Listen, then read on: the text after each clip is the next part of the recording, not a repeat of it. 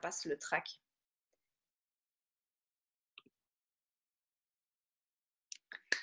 Hello, hello ma belle communauté, bien le bonjour les amis. Alors bienvenue dans cette nouvelle interview. J'ai un nouvel intervenant super intéressant, je vais vous en parler dans quelques instants. Avant d'aller plus loin, qui suis-je? Je m'appelle France Drillon, j'accompagne les porteurs de projets et les entrepreneurs en reconversion à mettre de la clarté, de la structure et surtout à passer à l'action. L'intervenant d'aujourd'hui, c'est aussi un intervenant que j'ai rencontré lors d'un mastermind. Ça a été la première personne, et j'insiste, ça a été vraiment la première personne ça a été le premier photographe en fait, qui m'a permis de me rendre compte que ça pouvait être super fun de faire une séance photo solo.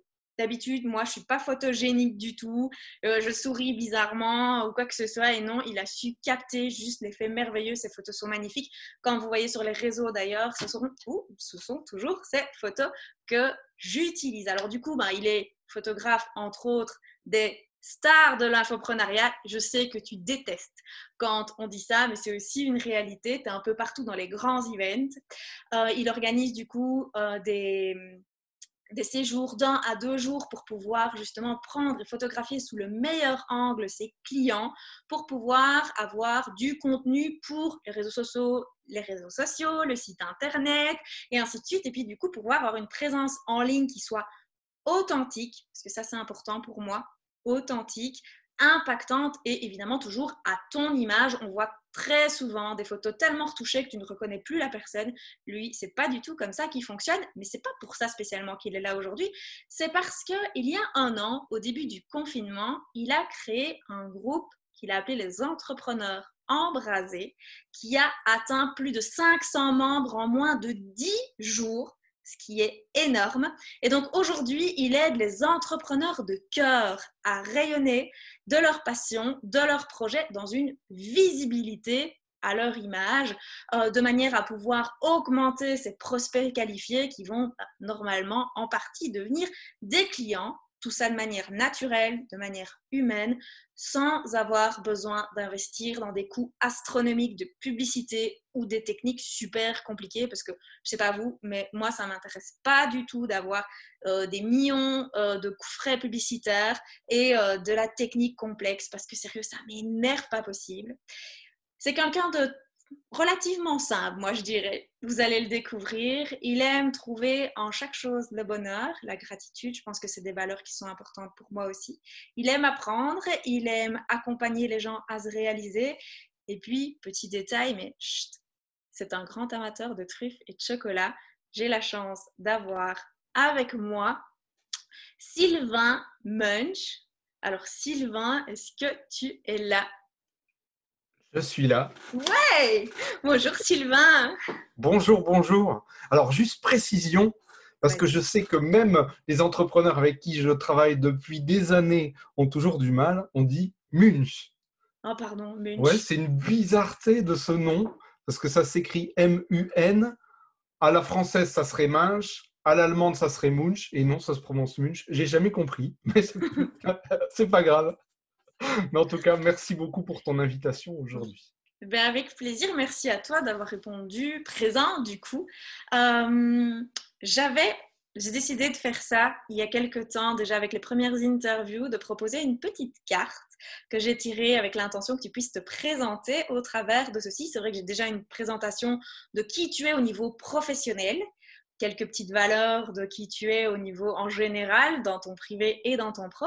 Est-ce que cette petite carte, elle t'inspire quelque chose ou tu auras envie de compléter ce que j'ai partagé juste avant? Qu'est-ce que tu y vois qui te correspondrait, que ce soit Alors, dans qui tu es ou dans ton business?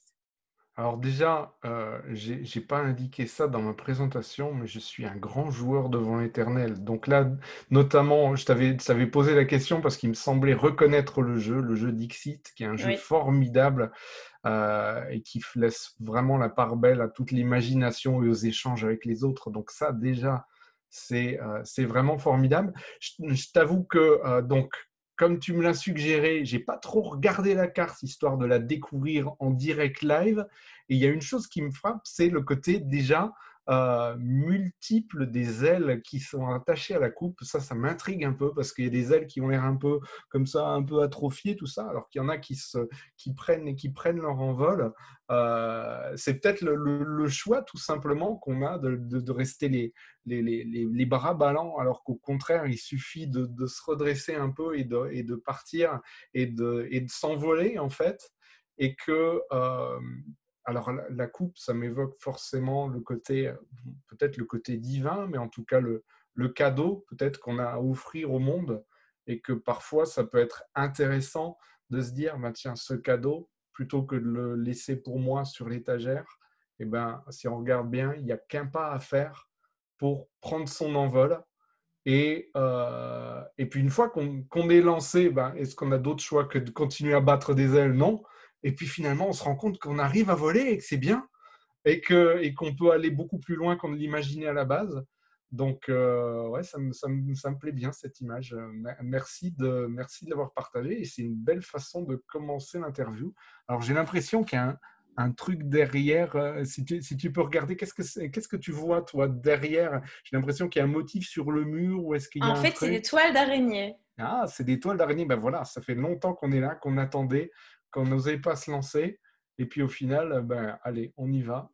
Et puis c'est bien, on a ce cadeau à apporter au monde. Merci beaucoup. Oui, et puis comme tu dis, moi, ce que j'avais ajouté par rapport à ce que tu dis, parce que c'est très beau et c'est très juste, c'est que, un petit peu comme tu disais, ces ailes-ci qui sont un peu basses, c'est un petit peu comme si elles avaient plus de muscles, plus Ouais. d'envie, et juste le fait de se lancer, comme tu dis, c'est retrouver sa musculature, son entrain pour aller vers ses rêves, peut-être. Et puis c'est inspirant parce que ça veut dire que même si on n'a pas forcément utilisé ces ailes et qu'elles se sont un peu atrophiées, Mhm. mais on en a d'autres qui sont prêtes à fonctionner. Faut pas faut pas se focaliser sur ça. Il suffit de regarder un peu. Ah ouais, tiens, ça bouge. Ah, celles-là, elles sont utilisables. Bon, bah, on va essayer. Et voilà, il n'est jamais trop tard en fait pour commencer. Et puis en fait, c'est important de se lancer parce que on a tous on a tous une richesse à apporter aux autres, quelque chose à partager, à impacter, peut-être même des vies à changer. Et que c'est dommage que ça reste comme ça, enfin, que ça ne s'exprime pas en fait. Il y a tellement de gens qui et je remarque ça. Alors, je pense que tu as un public qui est particulièrement fait d'entrepreneurs qui, eux, sont déjà aguerris et on va dire, ouvert les yeux sur les possibilités de s'exprimer et de lancer leur propre projet. Mais il y a tellement de gens qui sont là, qui ont une richesse intérieure et puis qui peut-être par facilité, j'en ai fait partie, hein, euh, par facilité, gardent en eux parce que peut-être ils aiment la sécurité, parce que peut-être autour on leur transmet des peurs, hein, les parents, les amis, l'entourage, etc. On sait que la pression sociale peut être compliquée à ce niveau-là. Et peut-être aussi d'aller ouvrir les yeux sur ce qui est possible et puis de se rendre compte en fréquentant d'autres personnes qu'il y a plein de choses qui sont possibles et même du coup ça permet de se lancer peut-être plus facilement. Intéressant. Un petit détail. Donc, moi, Ouais. j'accompagne surtout les porteurs de projets, ceux qui ne sont pas encore lancés et qui Ah veulent ben alors lancer c'est leur l'occasion. projet. Voilà. Donc ça, c'est une première chose. Et les entrepreneurs qui sont en reconversion. Et ce qui se passe, c'est quand tu es en reconversion, c'est un petit peu comme si tu avais l'impression de repartir à la case zéro Ouais, ouais, ouais, avec le totalement. bagage que tu as derrière. Maintenant, je trouve ça super intéressant ce que tu viens de partager parce que je pense que beaucoup de personnes vivent ça, même énormément de personnes. Surtout, je trouve, je sais pas toi comment tu le vis, mais avec la crise du Covid, ça nous a pour beaucoup obligés d'avoir une forme d'introspection et il y a énormément de gens qui ont des idées, de la créativité qui ont émergé. Et est-ce que toi, c'est dans cette même énergie-là que tu as créé les entrepreneurs embrasés? Euh, on va dire oui et non, mais je suis totalement persuadé que c'est des contraintes qu'on tire le plus de créativité. Euh, Personnellement, j'ai eu un début un peu chaotique parce que je me suis cherché un début en tant qu'entrepreneur individuel en fait. Euh, je me suis un peu cherché, j'ai eu du mal à me trouver, à trouver où était ma vraie valeur ajoutée. En fait, j'avais tendance à chercher à intervenir dans plein de domaines et puis pas vraiment savoir choisir. Et puis au bout de peut-être 2 ans, 2, 3 ans, je commençais à vraiment savoir, à vraiment avoir des contacts, à vraiment avoir des opportunités. Et donc, du coup, ça y est, j'avais enfin trouvé mon projet, j'avais enfin trouvé la manière de le mener à bien, j'avais même trouvé la manière de communiquer autour, puisque en tant que photographe, j'étais amené à photographier des grands événements et en accord avec ceux qui l'organisaient, ben, monter sur scène pour parler de ce que je faisais, ben, ça me permettait de faire un énorme levier très très vite, tout en étant en plus adoubé par celui qui organisait l'événement. Donc, hop, ça commençait à exploser. Quand je dis ça a commencé, c'est-à-dire c'était de l'ordre de quelques mois, et puis paf, peut-être 2, 3 mois après que ça y est, ça commence enfin, ah ça y est, j'ai trouvé mon Saint Graal, justement, ma coupe, et bim, le Covid est arrivé, où donc plus d'événements pour communiquer sur mes services, plus, plus Plus de vraiment de possibilités d'ailleurs de possibilités travailler. d'aller à la rencontre de mes clients en tant que photographe. Et du coup, j'ai fait un truc qui était totalement c'est que j'ai passé 20 ans à travailler sur la communication des autres, mais je n'ai pas du tout travaillé jusqu'ici sur ma communication à moi, malgré mon savoir-faire, si tu veux. J'en avais pas besoin, en fait. Et, et ben, écoute, en quelque sorte, les circonstances particulières de me retrouver chez moi, un peu désœuvré, ont fait que j'ai pu me pencher là-dessus. Et puis, comme j'ai quand même un certain savoir-faire, ben, ça a marché. Et du coup, ce qui a fait que, ben, en voyant que je savais quand même ce que je faisais et que j'étais plutôt compétent en la matière, les gens sont venus vers moi pour me demander comment je faisais. Et de là est née mon activité parallèle, ou enfin comme tu veux, de coach en visibilité et en développement d'audience. Et donc là, c'est vraiment quelque chose que j'ai développé et que j'avais en moi, mais que si je n'avais pas été confronté par les circonstances, j'aurais peut-être jamais développé. Donc, à la rigueur, merci pour ce côté-là, même si je retrouve avec grand plaisir en ce moment les missions photos, puisque ça commence à se détendre un peu, en fait. Et donc, je retourne effectivement à la rencontre de mes clients et je repasse un peu à l'action derrière mon appareil. Mais j'ai cette autre possibilité-là et finalement, c'est bien. Je suis content d'avoir les deux. Alors, si je peux bien résumer, tu as travaillé pour une boîte pendant de nombreuses années, et puis Pour tout doucement, plusieurs même, ouais. et puis C'est-à-dire que j'étais à la base pendant les 20 premières années de mon activité professionnelle, c'est pour ça qu'il y a plein de poils blancs là. J'ai été graphiste en service marketing, j'ai été directeur artistique en agence de com, j'ai beaucoup travaillé sur la vidéo et la photo aussi, c'est pas un hasard si je me retrouve maintenant à me spécialiser à ce niveau-là. Mais il y a vraiment ce côté où, là aussi, au final, on est toujours un peu l'avatar de ses propres clients. Ben, moi, mon parcours a fait que j'avais tellement de cordes à mon arc entre le graphisme, la communication, le copywriting aussi, sur lequel j'intervenais dans le marketing. Je suis aussi quelqu'un de très technique. Donc, à l'époque que les moins de 20 ans ne peuvent pas connaître, il y avait ce qu'on appelait des CD-ROM, oui, et si, je donc me souviens, avec de moi, ça. l'interactivité, et donc je faisais aussi bien l'interface que la programmation de ces choses-là. Je suis aussi arrivé sur le marché du multimédia quand on faisait encore les sites en HTML, et donc je faisais vraiment les sites, hein, tu vois, hein, ça recontextualise, tu Oui, vois. oui. Et donc, j'étais intégrateur web, j'ai fait plein de choses. Mais du coup, quand on fait plein de choses, c'est dur pour se présenter, si tu veux. En plus, en étant un peu flou, si tu veux.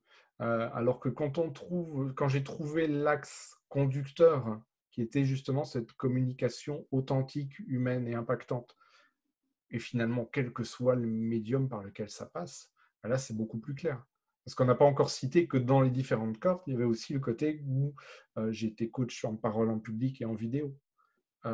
Et voilà, c'est toutes sortes d'outils, si tu veux, mais qui vont dans le même sens de la communication humaine. Qu'est-ce qu'on a à raconter, qui on est, et ce qu'on a à défendre, comment le défendre au mieux, comment être convaincant, comment faire passer ce qu'on a à faire passer, comment toucher l'autre en face. Et finalement, c'est le nerf de tout ça. Ouais. On parle beaucoup de multipotentialité au jour d'aujourd'hui, ça fait partie des grands termes à la mode. Est-ce que par le parcours que tu as eu, tu as cette sensation aussi d'être aussi un multipotentiel? Ah ben, c'est pas une sensation, je suis à plein. Il faut que je me restreigne, si tu veux, parce que dans mon parcours même personnel, si tu veux, j'ai fait de l'écriture, j'ai fait du théâtre d'improvisation, j'ai écrit des chansons, enfin bref, là en ce moment, je suis en train de travailler à l'écriture d'un roman, enfin plein de choses de toute façon. Et donc, quand on a plein de choses, plein d'envies, etc., ben, du coup, c'est dur d'être focus. Et j'en discutais justement avec un grand infopreneur l'autre jour qui me disait, c'est bien d'avoir plein d'idées, plein de projets, etc. Mais pour que ça se réalise et pour qu'il y ait de la réussite, il faut y aller de manière séquentielle et pas tout à la fois, parce que sinon tu t'éparpilles. Et il vaut mieux en fait être focus sur un projet, tu le lances, et puis une fois qu'il est lancé, tu vois s'il a du potentiel ou pas, s'il marche ou pas, parce qu'on n'est pas omniscient. On a peut-être des idées, mais qui n'ont pas vraiment le potentiel que ça. Les gens ne sont pas prêts, ou alors ça ne correspond pas, c'est pas ni. Enfin, il y a plein de facteurs.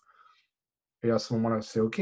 Au moins, tu as été assez loin pour t'en rendre compte et peut-être te dire, OK, celui-là, je le laisse, je le range un peu et puis j'en sors un autre, ou celui-là, je le développe encore plus loin. Mais en tout cas, être focus momentanément. Euh, j'ai encore du mal à être focus que sur un projet, mais déjà, tu vois, ça s'est restreint et c'est pas mal. Et je vois bien à quel point c'est du coup plus évident pour être convaincant et pour savoir se présenter et pour faire en sorte que le projet ait une réussite aussi, d'être focus. Et c'est la même chose finalement en termes de communication. Quand on est trop flou sur sa manière de se présenter, les gens ne nous identifient pas, ne savent pas ce qu'on propose et du coup, voilà, il n'y a rien qui se passe. Quand on est clairement identifié, d'une manière ou d'une autre, hein, du coup, ça permet de fluidifier pas mal les choses. Je trouve que c'est très juste ce que tu expliques là. Enfin, tu vas me dire ça n'a pas à être juste ou pas juste, mais c'est très vrai en tout cas ce que tu expliques là, parce que ça m'a fait penser quand tu parlais à cette, je sais pas si c'est une citation, si c'est une histoire, mais le fait est que c'est un monsieur qui achète un terrain où il y a normalement de l'or et il creuse un trou, il trouve rien, deux trous, il trouve toujours rien, trois trous, il trouve toujours rien, et au bout de 100 trous, il ne trouve toujours rien et décide de revendre son terrain. Et le nouvel acheteur, lui, décide de faire un trou, mais il fait un trou de 100 mètres et il trouve l'or.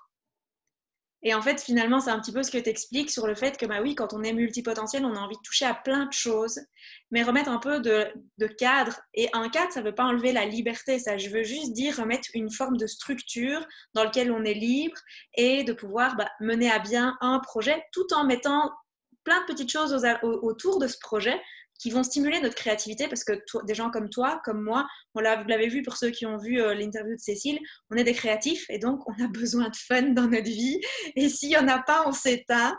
Donc du coup, c'est comment mettre du fun aussi dans ce projet et puis comme tu dis, d'aller voir ce projet, d'aller à la rencontre de ce projet, d'aller un petit peu plus loin et puis ça donne quelque chose, c'est magnifique, ça donne rien, il y en a d'autres, on en a d'autres en stock, quoi. Après, c'est valable, hein, on va dire, dans une vision macro et dans une vision micro aussi. Mm-hmm. C'est-à-dire que c'est valable en termes de projets globaux, comme dans la façon de mener à bien ces projets. Pour mener à bien un projet on va dire, on a un produit, un service et il faut trouver des clients, ben, on a tellement de façons de communiquer, tellement de manières marketing. On peut faire un site internet, un tunnel de vente, des vidéos, etc., etc. En mettant des petites touches et puis au final, ça ne va pas très loin. Par contre, on choisit celle qui est la plus appropriée à nous et on va creuser ce filon-là. Et là, justement, parce qu'on aura mis toute notre énergie là-dessus, on va aller plus loin. Ça n'empêche pas de développer d'autres choses ensuite. Et pour la communication, c'est pareil. On a plein de réseaux de communication à notre disposition, lesquels on va utiliser, lequel on va utiliser en priorité, on le développe. Quand il est développé, éventuellement, on en ouvre un autre, etc. Mais si on essaye d'être présent partout, on est vraiment présent nulle part. Et c'est vraiment cette façon-là et comme je disais, c'est pas restrictif si tu veux. Et je pense que de toute façon, les multipotentiels, on n'arrivera jamais à les restreindre totalement. Et donc, c'est bien d'avoir en tête de continuer à gamberger, de continuer à développer, etc. Je dirais que la meilleure façon de procéder, c'est de considérer comme une sorte de jardin organique, en fait. Et il est constitué de plusieurs, voilà, des arbustes, des arbres, un côté potager, etc., et un buisson de fleurs. Et tout ça cohabite et peut-être même se nourrit les uns les autres dans l'écosystème, si tu veux. Mais à un moment donné, tu vas aujourd'hui tailler l'arbre. À cet endroit-là, tu vas préparer la terre. À un autre endroit, à un autre moment, tu vas tondre le gazon. À un autre moment, tu vas aller t'occuper un peu des fleurs, etc. En étant à chaque fois focus sur une chose que tu fais, tu l'amènes à bien, et ensuite tu vas à la suivante, et au final, ton jardin il est splendique. Tout en, j'ajouterais, après tu me coupes si j'ai tort, tout en respectant une forme de rythme. Parce que si j'ai bien compris, c'est entre guillemets une leçon que j'essaie d'intégrer au jour d'aujourd'hui, dans ton histoire de vie où tu expliquais que tu as fait plein de choses et puis tu sentais que tu arrivais sur le Saint Graal, tu étais bon, tu étais prêt, c'est la notion du rythme. C'est que parfois on veut aller très vite. On veut faire comme le lièvre dans le lièvre et la tortue, et en fait, on finit par jamais arriver au bout, ou par s'épuiser, ou par switcher par plein de choses, et à la fin de sa vie, on a l'impression de ne pas avoir abouti. Là, c'est juste de prendre conscience de tout ce qu'on a déjà réalisé avant, parce que ça va nous servir au jour d'aujourd'hui, dans qui on est, dans ce qu'on va faire, et dans le pourquoi tu vas le faire. Et puis la constance aussi, parce que euh, moi, c'est toujours ces statistiques de folie sur le nombre d'entreprises qui ouvrent et la pourcentage qui sont encore là au bout de 3 5 ans. C'est aussi parce que ben, je pense que si on s'était arrêté à notre premier échec, on serait tout simplement pas là. Je ne sais pas ce que tu Mais en moi, penses. je suis tout à fait d'accord. Je suis tout à fait d'accord. Moi, ça fait 11 ans que je suis là. J'ai pas toujours été, j'ai pas toujours accompagné les entrepreneurs comme toi. Moi, j'ai commencé comme nutritionniste. J'imaginais jamais qu'un jour j'allais accompagner des entrepreneurs à développer leurs projets. Donc oui, ça c'est clair. Mais, enfin, et c'est valable finalement pour tout ce qu'on fait. Si on avait abandonné à chaque fois qu'on calait en voiture au moment d'apprendre à conduire, ben, on n'aurait jamais mis les pieds sur l'autoroute, hein. Bah Euh, oui, ou même le nombre de fois qu'un bébé tombe quand il apprend à marcher. On serait devenus des serpents si on n'avait jamais. mais c'est ça aussi le côté, et je pense qu'il différencie un peu le côté de l'adulte de l'enfant. L'enfant, on ne se pose même pas la question, il recommence, il y va. Voilà, c'est comme ça. Les premiers mots, les machins, tout ça. Euh, j'ai en tête, tu vois, par exemple, euh, là, un enfant, j'ai le cas pas très loin de chez moi, un enfant qui arrive dans une classe et il est d'un pays totalement étranger. Il ne parle pas du tout la langue, il n'y a jamais été confronté et il est parachuté directement en CP. Eh ben, il s'adapte, il trouve un moyen de communiquer, etc. Je suis sûr que tu mets un adulte dans les mêmes circonstances, il est totalement perdu. Bah, il parle pas. Mais ouais, non, mais c'est Il parle terrible. pas et il Et déprime. alors qu'en fait, voilà, je pense que ce qui est dommage, si tu veux, c'est quand on est adulte, d'accumuler parfois des difficultés et des, ouais, ne serait-ce que des difficultés et peut-être même des échecs, et de rester focalisé là-dessus, en fait, et que ça nous empêche d'aller plus loin. Quand on gagne de l'âme d'enfant, c'est aussi l'âme de savoir reconnaître que, voilà, bon, ok, on a eu un échec, ok, peut-être on a des difficultés, mais c'est pas grave, on continue et on finira par y arriver. Bon sang.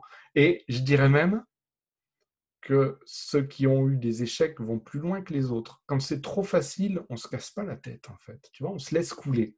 Quand on a des difficultés, on met 2 3 fois plus d'énergie. Quand en plus on est passionné, qu'on sait où on va et où on veut aller surtout, ben là, on se donne vraiment à fond et du coup, on est capable de gravir des montagnes là où les autres seront contentés de rester à peu près à mi-hauteur et puis de tourner en rond à même hauteur de la montagne. C'est pas parce qu'on est persévérant et résilient que ce sera pour autant plus facile. Ça veut dire qu'il y aura des moments de doute, qu'il y aura des moments de difficulté, qu'il y aura des échecs, qu'il y aura des moments où vous aurez à fond envie de tout arrêter, de repartir dans votre ancien job. Ça fait partie du jeu.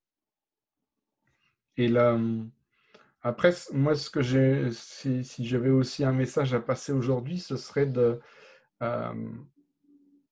il y a des fois des difficultés sur lesquelles tout le monde se focalise en oubliant ce qu'il y a autour, en fait. Donc souvent, c'est la difficulté technique qui semble la plus insurmontable. Et c'est vrai que c'est une douleur pour beaucoup de monde. Mais il y a aussi ce côté où, au final, je dis toujours, la force d'une chaîne, c'est la force de son maillon le plus faible. Et quand tu as un super produit, un super service, que tu as éventuellement un très bon marketing pour le soutenir, mais que le tunnel d'entrée, qui est la communication, est totalement déficiente, eh ben, le potentiel de tout ce qu'il y a derrière n'est jamais atteint et c'est quand même dommage. Alors après, en investissant beaucoup, en mettant beaucoup d'argent, on arrive quand même à ramener plein de monde et à faire en sorte que sur le nombre, il y ait quand même des choses qui se passent. Mais en travaillant un petit peu la communication et le lien avec son audience et justement son image, la confiance, ben, au final, on a même presque besoin que d'un tout petit peu de marketing pour que ça marche parce que les gens sont déjà convaincus au moment où ils y mettent les pieds en fait. Et Ça, ça, je trouve que c'est très... Enfin, il y a plein de choses importantes que tu dis, donc j'arrête pas de dire que je trouve que c'est très intéressant. Mais ben, c'est c'est bien, vraiment... continue. Mais c'est vraiment intéressant. Parce qu'on l'oublie, c'est que... surtout quand pour les gens qui veulent se lancer dans l'infoprenariat ou qui ont tendance à écouter des personnes qui sont dans le business, mais beaucoup, beaucoup plus avancées qu'eux, avec des moyens différents aussi, de revenir sur, comme tu dis, le trafic organique, c'est-à-dire du trafic qui n'est pas payant. Au jour d'aujourd'hui, quand tu vois les algorithmes de Facebook qui changent tout le temps et ainsi de suite, des personnes lambda comme moi, peut-être comme toi, on n'a pas les compétences pour pouvoir suivre les changements des algorithmes et donc du coup, ça coûte vite des sommes astronomiques pour faire des publicités. Je prends Facebook parce que moi, c'est mon canal de travail. Il y a plein d'autres possibilités de mettre des publicités. Mais là, tu reviens sur quelque chose d'essentiel qui est que finalement, les personnes qui sont là, qui vont devenir des prospects, donc les prospects, pour ceux qui ne savent pas, ce sont des personnes qui vous suivent, qui ne sont pas encore clients, mais qui sont potentiellement vraiment intéressés par vous. Ça, comme tu dis, ce sont des personnes, comme je l'ai fait dit dans dans ta présentation, c'est que quand tu as une communication qui est authentique, qui représente qui tu es, les gens, ils s'accrochent à une vraie personne, pas un avatar, à une vraie personne, parce qu'ils connectent à tes valeurs, ils connectent à ton énergie, puis ils ont envie de te suivre, et le jour où ils auront besoin de toi, besoin de quelqu'un qui a les mêmes compétences, qui a tes compétences, c'est direct à toi qu'ils vont penser. Et ça, Bien c'est sûr. énorme dans ce que tu partages aussi. Alors, non seulement parce que justement, ils nous auront vus, ils auront appris à nous connaître. Donc ça, c'est déjà hyper important. Il faut savoir que justement, on revient aussi 20 ans en arrière. 20 ans en arrière, ça veut dire que le nombre de chaînes télé était au nombre de 5, 6 en fait. Hein. En Belgique, il y en avait 2 Euh, ou 3 peut-être. Et, et Internet était assez balbutiement. Il n'était même pas encore question d'y mettre des vidéos. Hein. On n'avait pas Euh, encore la DSL il y a 20 ans. alors que de nos jours, on est bombardé de contenu de toutes parts. Le choix est énorme. Et encore, on est en francophonie en Europe. J'imagine pas ce que ça doit être aux États-Unis, où il y a un nombre incalculable de chaînes de radio, de chaînes de télé, etc. Et en fait, parce qu'on est bombardé en plus d'infos commerciales, eh bien, au final, on est perdu dans la masse. Et là où, à une certaine époque, il suffisait d'être confronté, on va dire, 3, 4 fois avec une marque pour qu'elle devienne familière, de nos jours, et c'est plus d'une dizaine de fois, je crois que ça doit être même aux alentours de 16 fois, où il faut être confronté à une marque pour qu'elle nous soit familière et qu'on se dise, tiens, celle-là, je la connais, je peux lui faire confiance. Et c'est pour ça aussi que c'est important d'être présent et d'être présent de manière logique. C'est-à-dire que si les gens, ils vont se promener sur votre site, ils vont se promener sur votre page Facebook, ils sont confrontés à une de vos vidéos, etc., et que votre branding n'est pas assez puissant pour qu'ils puissent faire le lien entre les trois et se dire « Ah ben, je suis en face de la même personne ». Du coup, c'est comme s'ils étaient en fait une fois confrontés à vous à un endroit, et puis une fois à quelqu'un d'autre à un autre endroit, et une fois à quelqu'un d'autre, ils ne font pas le lien. Oui, et tu recommences à chaque fois à 0 à la place C'est ça. d'additionner pour arriver au 16, quoi. C'est ça. Et en plus, lorsqu'on arrive vraiment à... Parce que de toute façon, il y a de très fortes chances pour que quoi que ce soit que vous proposiez, il y ait quelqu'un d'autre qui l'a proposé avant. La Ça, c'est clair. grosse... Alors, vous avez peut-être des axes particuliers, mais la grosse différence qui fait cette différence entre vous et les autres, c'est le fait que c'est vous. Donc, plus vous mettez de vous dans votre communication et vous montrez qui vous êtes, plus vous allez attirer des gens qui vont finalement être en résonance par rapport à qui vous êtes. Et donc, qui vont avoir plus de facilité à aller vers vous et à prendre vos services, vos produits, et plutôt que ceux de quelqu'un d'autre. C'est vraiment un cercle vertueux de se construire ce lien et cette connaissance et cette confiance entre vous et, en plus, si, autant que possible, ceux avec qui vous aimez travailler. Parce que tant qu'à faire, autant attirer les personnes avec qui ça matche vraiment à double sens, en fait, que vous pouvez aider, à qui vous pouvez le plus apporter de valeur et qui, en plus, avec qui vous aimez travailler. Et donc, dans les deux sens, ça marche. Et du coup, ça devient tellement plaisant de faire son boulot ensuite, si tant est qu'on puisse appeler ça encore du boulot. Moi, je n'ai pas de problème avec les termes travailler, boulot, parce que en même temps, quand je travaille, je suis bien. Tu vois, ceux qui ont un problème avec le mot travailler, c'est qu'ils n'aiment pas travailler, qu'ils se lèvent tous les matins en se disant vivement le week-end, vivement les vacances. Moi, je me lève et je vais travailler avec la banane. Mais oui, mais moi j'ai adoré d'ailleurs dimanche. Je reviendrai. Non, je clôture d'abord. D'accord. Euh, c'est dimanche, je reçois un message super gentil pour la fête des mères en Belgique, puisque c'était dimanche. Oui, J'ai un ami qui me dit bah, bon courage pour cette nouvelle semaine, bon courage. Mais moi, j'ai pas besoin de courage pour commencer lundi, parce que moi, je travaille lundi, mardi, mercredi, jeudi, vendredi, samedi, dimanche. Je travaille jusqu'à 22 heures, parfois à 5 heures, parfois je prends 3 heures de pause. Il y a cette notion de travail, comme tu dis, elle n'est pas contraignante. Maintenant, l'étymologie quand même du mot travail, elle vient du tripalium, qui est un objet de torture au ouais. Moyen Âge. Donc, pour certains, ça, c'est toujours de la torture, le travail. Mais si on pouvait changer ça, justement. Et oui, justement, c'est un peu ça notre job.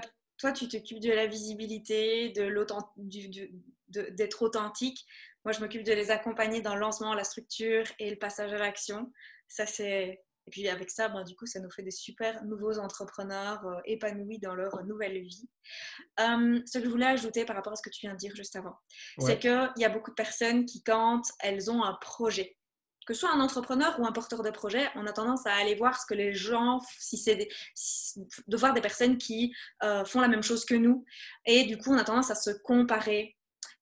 Et c'est ça que je trouve très intéressant dans ce que tu viens de dire, c'est que finalement, les gens, ça ne sert à rien d'aller se comparer parce que les gens qui vont venir chez vous, bah, c'est pour votre énergie, c'est pour ce que vous dégagez. Et c'est ça l'intérêt de ne pas copier les gens qui font comme vous.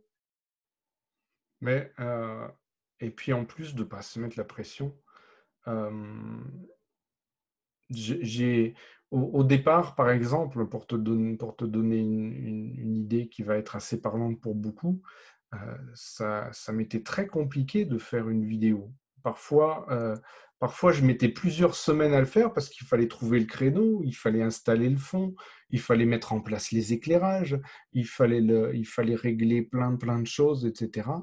Et puis, plus j'avançais, plus je me rendais compte qu'au final, qu'est-ce qu'il faut avant tout? Il faut, on va dire, d'accord, un minimum technique pour que la qualité soit visionnable, en fait. Et ensuite, ce qu'il faut surtout, c'est être convaincant et avoir quelque chose à dire, en fait. Et après, là, bon, si on regarde bien, si on élargissait un peu, et d'ailleurs, je vois qu'il y a un truc qui dépasse. Alors attends, c'est là, on voit. Ouais. Ça, c'est un bout de couette, parce que là, on est dans ma chambre. Donc, et à la rigueur, est-ce que ça m'a rendu moins convaincant? Est-ce que ça vous a moins touché le fait que peut-être je suis... Donc, c'est sûr qu'on peut toujours après monter en gamme, etc. Mais à la base, avoir la communication, c'est avant tout créer le lien, en fait, faire passer quelque chose. Et ensuite, on se met beaucoup trop de pression sur la réalisation, sur plein de choses, sur est-ce qu'on a un super jingle, est-ce qu'on a des éclairages au top, est-ce que, tiens, bon, tu vois, j'ai une coupe qui est un peu incertaine, bon, voilà, c'est déjà mieux que d'autres fois. Hein, mais... Ça va, et, je pense que toi comme moi, on prouve un petit peu aujourd'hui on n'est pas obligé d'être au top, quoi. et puis d'un autre côté, les gens nous aiment comme ça. On oublie aussi souvent que on se met aussi beaucoup de pression lorsqu'on va vers les autres en se disant ben, comment est-ce que je vais être perçu, etc. Et on en oublie qu'il y a déjà des gens autour de nous qui sont nos amis, nos familles, peu importe, nos clients déjà actuels et qui nous connaissent et qui, eux, ils ne nous voient pas lorsqu'ils nous croisent, lorsqu'on est en réunion, lorsqu'on est en projet, lorsqu'on est en repas. mais on n'a pas de troisième prise, en fait. On y va et ils nous aiment comme ça. Et en fait, de se rendre compte de ça et de se dire, ben, comme on le fait aujourd'hui, c'est-à-dire que, d'accord, on n'est peut-être pas diffusé en direct, mais en tout cas, on y va dans les conditions du direct et c'est très bien. Et à la rigueur, peu importe si je bafouille ou si à un moment donné, je dois chercher mes mots ou si peu importe, ça fait partie de la vie, ça fait partie de qui on est. Et plus on arrive à trouver à rire de ça et à finalement assumer nos imperfections, parce que c'est aussi ce qui nous rend touchants, et plus on connecte avec l'autre, en fait. Donc, c'est vraiment important aussi d'arrêter de se mettre la pression et, comme on l'avait vu avec le début, de se lancer, quoi. Quand tu parlais des vidéos, ça m'a fait repenser aussi à une vidéo que j'avais faite il y a longtemps. Ouais. Et tu l'avais visionnée et tu m'as dit, mais France, qu'est-ce qui t'est arrivé? T'as pêché où ça? C'est quoi cette énergie? Mais c'est pas toi. Et c'est vrai que j'avais été regarder des vidéos de motivation avant parce que ça faisait des semaines que je procrastinais sur cette vidéo qui devait être parfaite. J'avais scripté tout, ça m'avait pris un temps dingue de la faire. C'était horrible. Et puis toi, tu viens me dire ça, je crois que tu étais le premier commentaire. Je me suis dit, ah non! Et alors, il y a aussi ce côté où, d'abord, avant tout, être soi. D'abord, avant tout, être entier et aligné totalement avec qui on est. Je crois que quoi qu'on propose, il y aura des gens qui vont raisonner avec ça et puis d'autres gens qui vont être en total désaccord avec ça. Quoi qu'on propose. Essayer de se détacher de ça et à la rigueur, même si on commence à avoir des haters et des mauvais commentaires, alors ce n'était pas forcément un mauvais commentaire, hein, Non, non, j'espère. non, non, je ne l'ai pas Mais perçu là, comme tel. Je me suis dit, mais là, merde. si on commence à avoir des haters, ça veut dire qu'on commence à être vu. Oui. Parce que sinon, personne ne s'intéresse à nous, en fait. Et Pour pourquoi ceux qui savent j'avais dit pas, ça? pour ceux qui ne savent pas, Ouais. les haters, ce sont les personnes qui viennent critiquer vos vidéos, vos posts, vos publications. Je peux en donner un exemple très simple. La semaine dernière, j'ai reçu un crève, toi et ta communauté, t'es vraiment qu'une grosse merde. Ah, je me suis dit, oh lui, il a la palme d'or de. Merci pour la suggestion, je vais leur Oui, en c'est faire ça, part. quoi. Je lui ai gentiment répondu que je trouvais qu'il avait beaucoup d'humour. En tout cas, il m'avait beaucoup fait rire. Mais c'est clair que quand on reçoit ce genre de choses au tout début, qu'on commence, on peut vraiment se perdre au niveau de l'estime de soi. On peut se demander ce qui nous arrive. Je pense qu'au bout, en fait, on s'habitue et on en rigole un jour. Enfin, en tout Bah cas, moi, ouais. j'en ai beaucoup rigolé tellement c'était énorme, quoi. Et après, pour le reste, donc non seulement il y a des techniques pour justement, donc c'est vrai que la vidéo, pour revenir à la vidéo c'est hyper, euh, comment je dirais, énergifage, ouais, Oui. énergivore. Enfin bref, Énergivore. c'est-à-dire que pour sembler à ce niveau face à la caméra, en fait, il faut être comme ça dans la réalité, en fait. C'est-à-dire que ça peut être intéressant parfois de se mettre en condition avant de tourner. Après, une fois qu'on est habitué, ça vient tout seul et c'est vrai que ça peut être perturbant parfois de se dire, tiens, on est quand même là en train de parler à un bout de plastique, en fait, tu vois.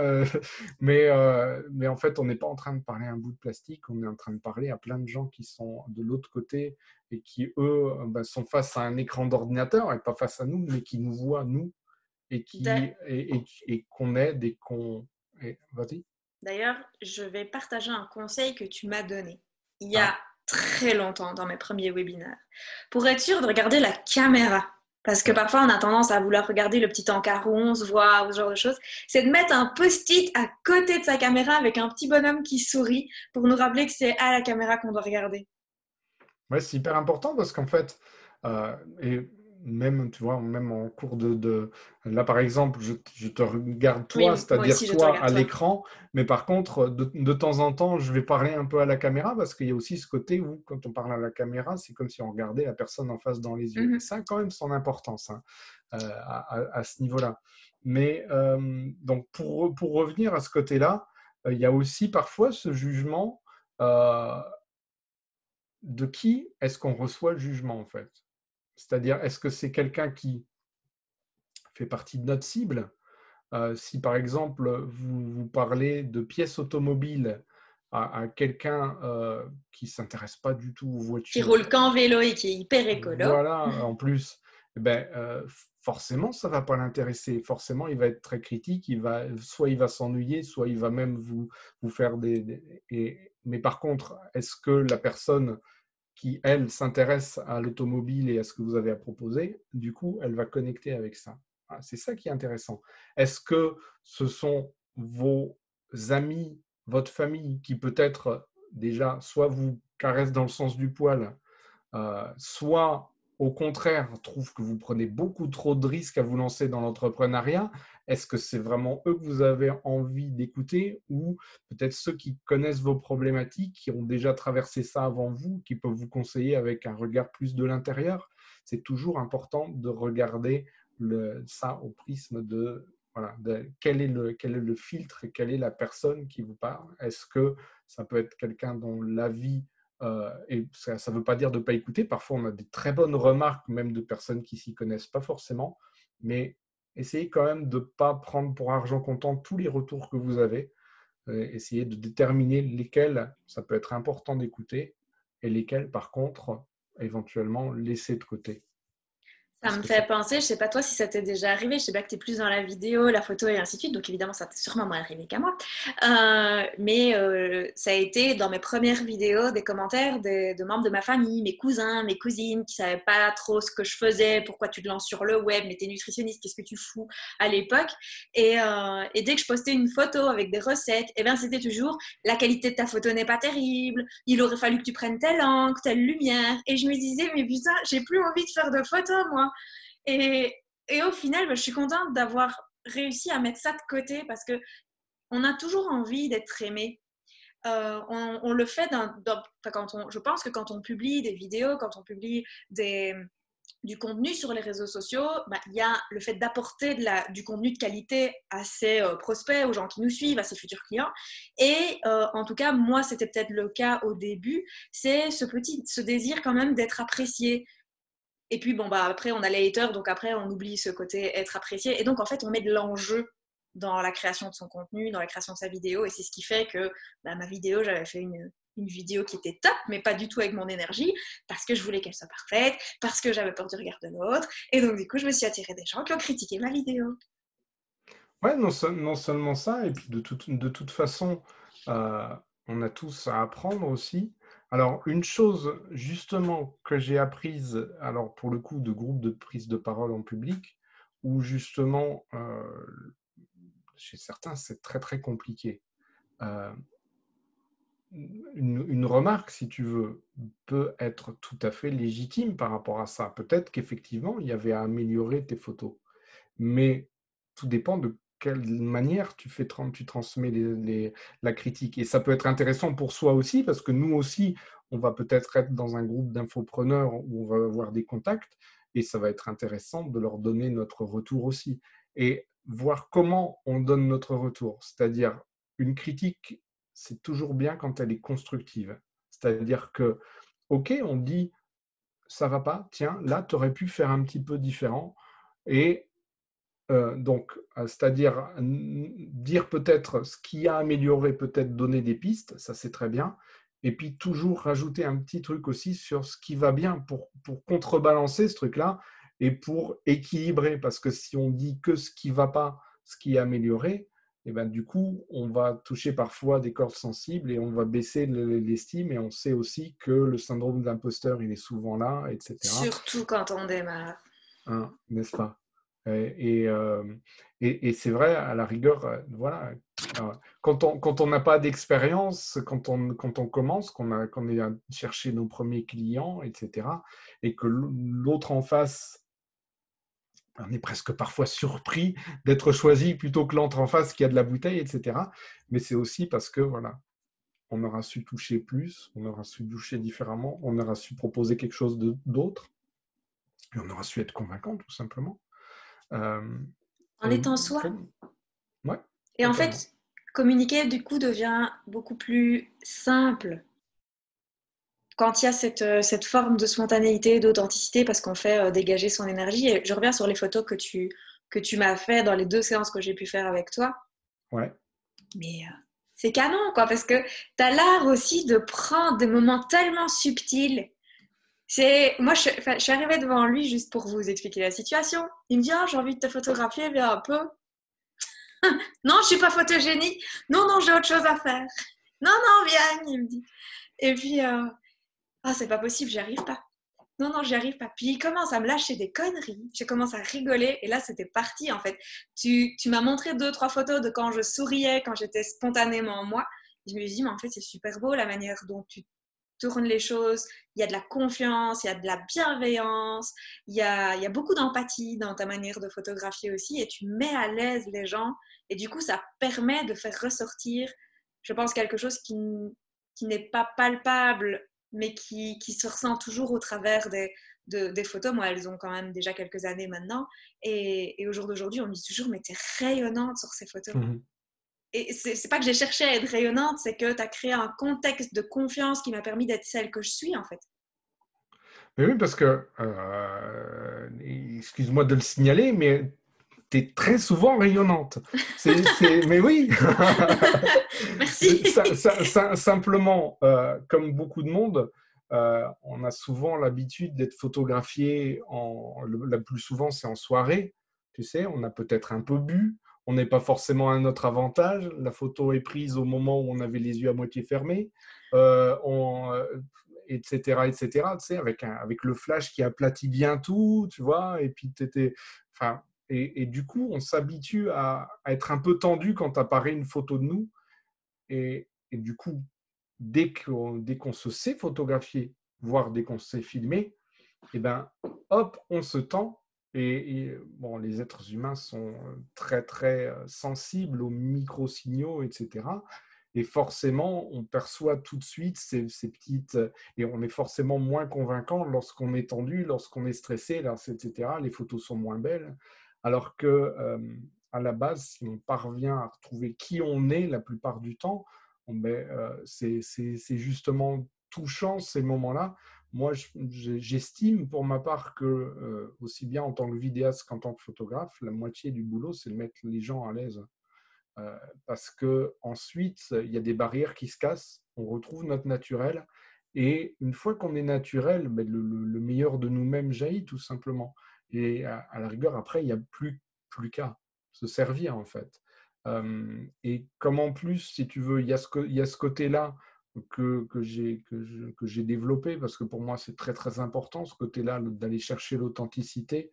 Et, et d'ailleurs, il y a une différence totale dans une photo, même professionnelle, entre la personne qui est là en train d'essayer de faire un geste qui ne lui correspond pas, etc., ou tout simplement d'être elle-même. Et puis à ce moment-là, on va capter des attitudes qui sont ce qu'est la personne. Et voilà, tout y est, si tu veux. Il n'y a pas besoin d'aller chercher plus loin, souvent, que la personne telle qu'elle est.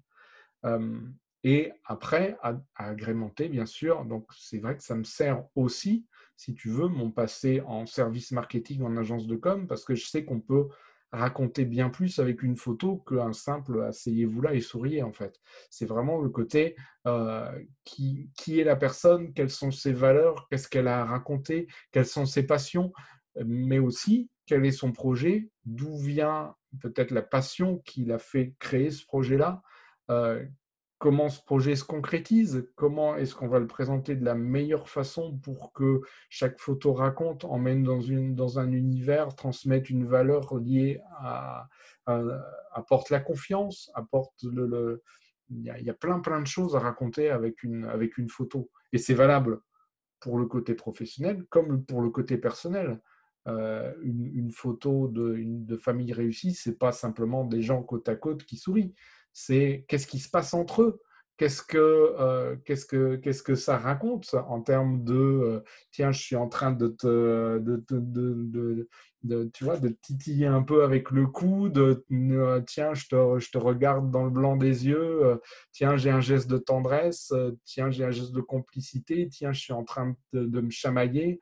On raconte plein de choses en fait. Donc c'est vraiment très très riche tout ça. Et au final, ça c'est valable dans la photo, mais c'est valable dans toute communication, y compris la communication écrite. Plus on délivre de soi, plus on parle avec notre cœur, ce qu'on vit, on transmet nos émotions, nos valeurs. et plus on touche en face. Et quand on comprend aussi que la présence et la communication, c'est pas simplement chercher à vendre, on va dire, j'ai en tête, est-ce que tu connais peut-être le film qui s'appelle Un jour sans fin? Oui, Euh, où il revient non-stop toujours c'est au ça, point de départ et c'est juste la suite enfin, la journée qui passe qui peut changer. c'est ça. Et en fait, à un moment donné, il se retrouve en ville et puis il tombe sur un de ses camarades de classe qui est devenu assureur.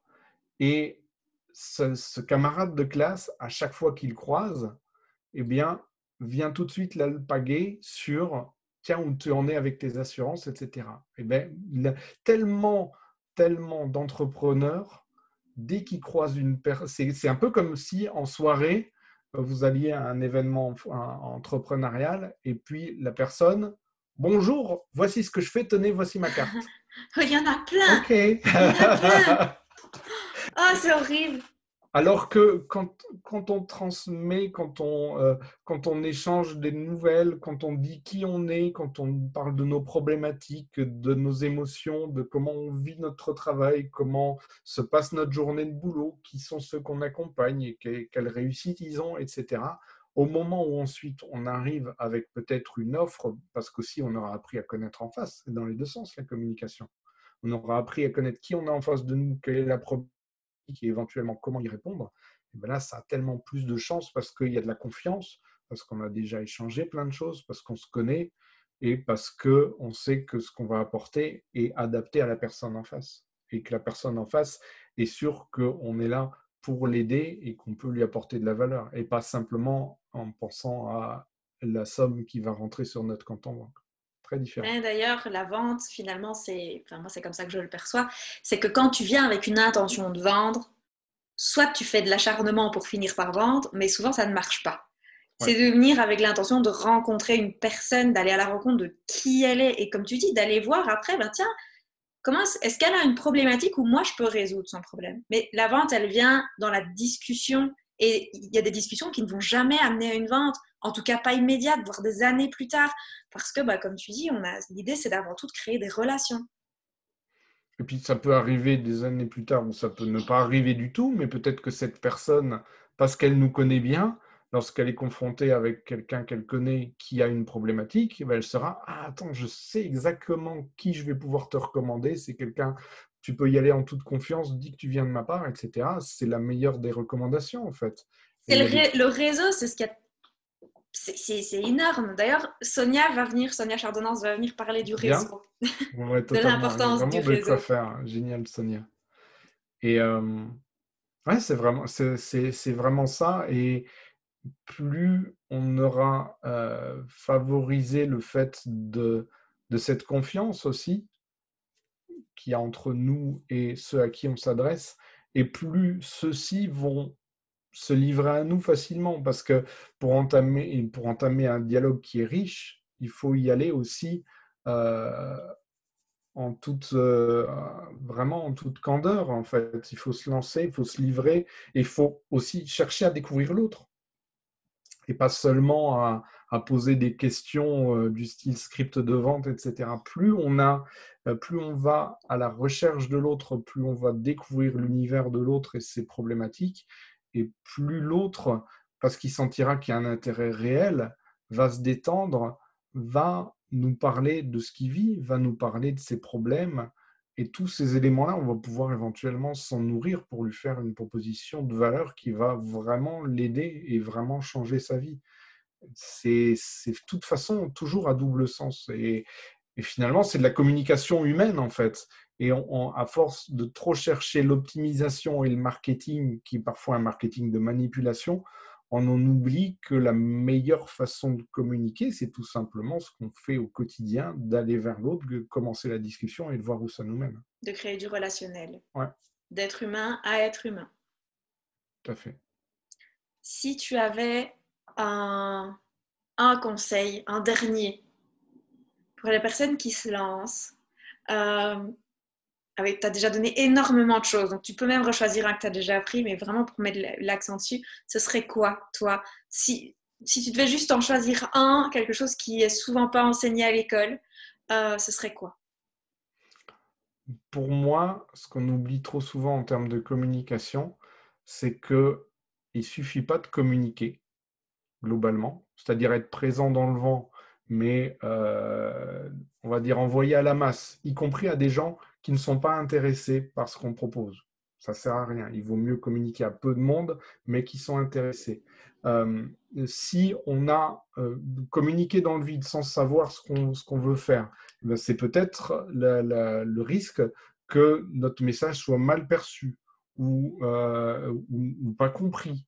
Ou, donc, mon conseil, c'est ça, faire toujours les choses en sachant ce qu'on fait et avec une intention derrière, qui peut être une intention de créer l'engagement en face, de créer le rapport, qui peut être une intention de générer de la confiance, parce que c'est aussi important la confiance, ça peut être de créer du lien, ça peut être d'apporter de la valeur, ça peut être effectivement de vendre, mais toujours savoir ce qu'on fait, pourquoi on le fait, à qui on le fait, ça c'est hyper important. Communiquer, on ne va pas dire avoir le contrôle, mais en tout cas avoir conscience de ce qu'on fait et avoir une intention dedans. Et plus votre façon de communiquer sera teintée de ça, et plus vous irez dans le bon sens et plus ce sera efficace. Et au final, euh, beaucoup disent la communication, c'est chronophage. C'est chronophage si on s'éparpille. À partir du moment, il vaut mieux faire peu d'intentions, peu d'actions, mais des actions où on sait ce qu'on fait et on le fait dans une intention précise et on sait exactement ce qu'on veut mettre dedans. C'est beaucoup plus efficace d'en faire peu, mais où on sait ce qu'on fait, plutôt que d'en faire tout plein dans le vent et sans logique. Voilà. Merci. Avec grand plaisir. Attends, alors j'ai quand même une dernière question. Ah, je savais qu'il y en avait Aïe, encore une aïe, autre aïe. derrière, peut-être même encore une autre. Non, c'est la dernière. Sauf si on se relance encore sur un truc parce qu'on est reparti pour une demi-heure tous Ouais, les ouais, deux. ouais, on est capable en plus. Je vois que tu aimes lire. Oui. Si tu avais une lecture qui a changé ta vie, que tu conseillerais à quelqu'un qui est en Ah. grande remise en question, qui a envie de lancer son nouveau projet, est-ce que tu aurais une lecture à conseiller? Alors, c'est intéressant parce que au final, on m'a posé cette question-là il n'y a pas si longtemps, donc ça va, c'est encore frais dans mon Hein? dans mon Tu peux changer esprit. de livre, hein? Non, mais au final, alors, si tu veux, il y a un livre qui m'a particulièrement plu, alors qui est une version un peu spéciale de l'infoprenariat, mais qui est, j'ai plus le terme exact, c'est de Stan Leloup. Ça doit être Mon entreprise dans mon sac à dos ou quelque chose comme ça. En tout cas, il y a sac à dos dans le nom, parce que lui, donc, son propos, c'est vraiment d'être totalement libre et indépendant et de pouvoir travailler de n'importe où, en fait. Moi, ce qui m'a particulièrement plu dans ce livre, c'est que c'était bourré de conseils, mais toujours des conseils recontextualisés, c'est-à-dire liés à un cas précis qui décortiquait et où on avait facile à se projeter, à comprendre la logique qu'il y a derrière et qui apportait beaucoup de valeur, si tu veux. J'ai aimé ça. Et après, il y a d'autres ouvrages. Celui-là, c'est un de ceux qui m'a le plus marqué récemment.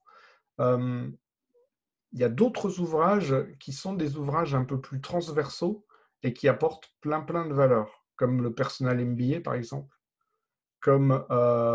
Alors là, j'ai ici Casser la baraque qu'on retrouve un peu donc de Gary Vaynerchuk, où on retrouve un peu le concept de Stan Leloup, c'est-à-dire de prendre un cas et puis de le décortiquer et de voir ce qu'on peut en apprendre. J'aime aussi ce côté-là. Et d'autres, donc Personnel MBA, c'est vraiment ce côté où on va apprendre tout ce qu'il y a à savoir sur le fonctionnement d'une entreprise, comme si on suivait un MBA, sauf que voilà, c'est en condensé.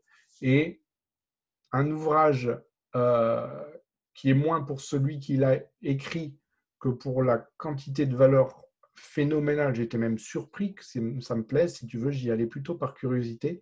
C'est on n'a pas tous la La chance chance de rater ses études. voilà, parce qu'en fait, c'est une porte d'entrée sur plein d'univers et plein de livres différents, et où on va pouvoir, en fonction des parties qui nous touchent, aller explorer plus loin. C'est-à-dire que le principe, c'est justement d'avoir des résumés de livres et de qu'est-ce qu'il y a à retenir de ces livres en particulier sur tout le monde de l'infoprenariat, du développement personnel et plein d'autres sujets, et justement d'aller voir et de piocher dedans, tiens, ce sujet-là m'intéresse, je vais pouvoir aller fouiller plus loin. j'ai été surpris de voir à quel point ce livre était riche en termes de contenu et de possibilités d'ouverture sur d'autres choses. Donc, c'est intéressant aussi.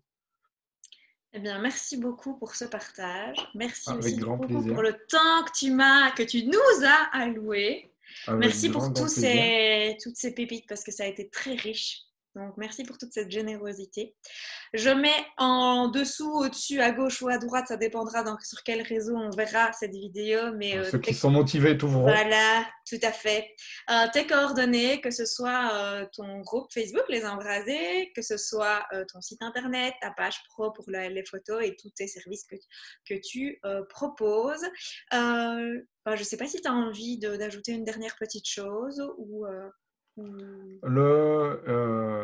Moi, déjà, merci pour l'invitation.